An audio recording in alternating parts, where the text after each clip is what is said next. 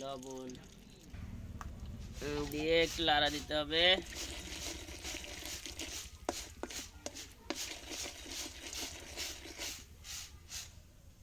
চুলার জাল হালকা দিতে হবে।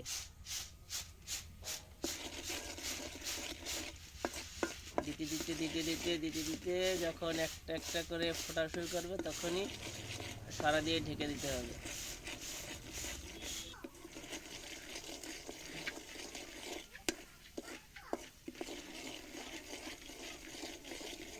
তবে একেবারে নিবু নিবু চুলা দিতে হবে। এই যে যখনই দেখুন এরকম ফোটা শুরু হবে তখন সারা দিয়ে ঢাকতে হবে। ঢেকে দিলে ভিতরে সব কমপ্লিট হয়ে যাবে।